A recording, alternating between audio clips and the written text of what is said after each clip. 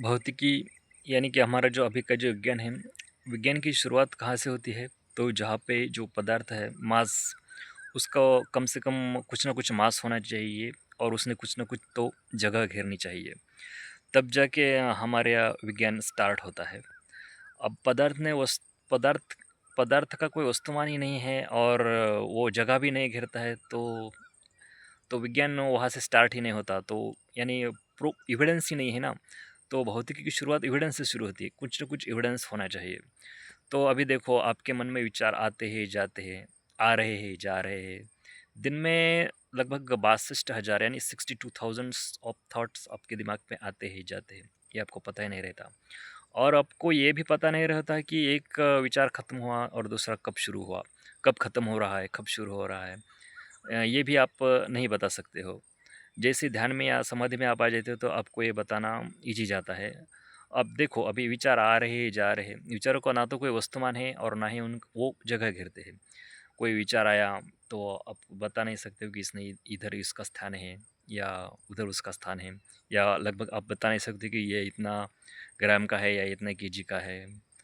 तो भौतिकी और जो अभौतिकी है, यानी जो वस्तुमान अपना जो जगह नहीं घेरता है, और एक्चुअल में देखा जाए तो हमारा अभी ये जो शरीर है, शरीर कैसा ठोस मालूम पड़ता है। और जो विचार है, विचारों का तो कोई वस्तुमान ही नहीं है। और प्रकृति ने हमारा जो शरीर बनाया है, वो शरीर में तो कोई गड़बड़ या उसमें तो कोई फॉल्ट नहीं हो सकता है। फॉल्ट हमारे जो विचार है, अशुद्धि या हमारे विचारों में है। शरीर में तो कोई अशुद्धि नहीं है।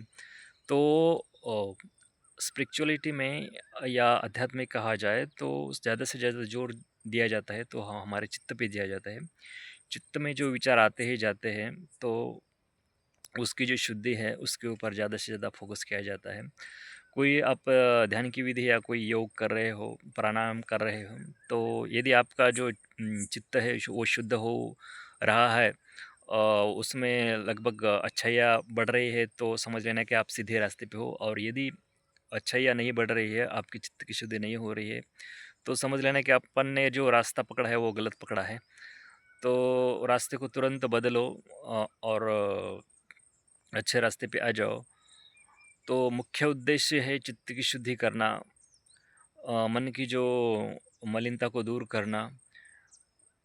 जैसे आप अपने चित्त की शुद्धि करते हो, तो इसका जो इम्पैक्ट है, उसका जो परिणाम है, वो केवल आपके तक ही सीमित नहीं रहता है। तो इसका जो परिणाम वो दूसरे के ऊपर भी गिरना शुरू हो जाता है।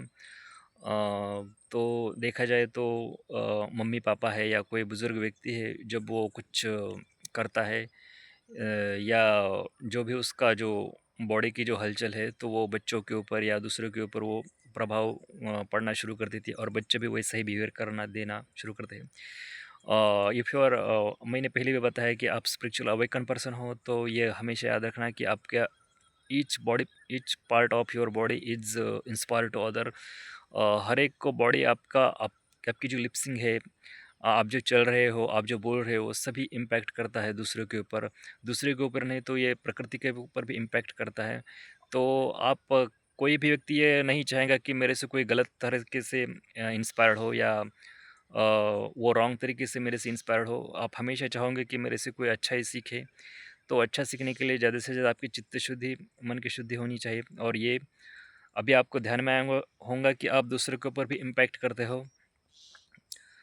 तो इसी धारणा के साथ आप सभी का कल्याण हो, आप सभी का मंगल हो।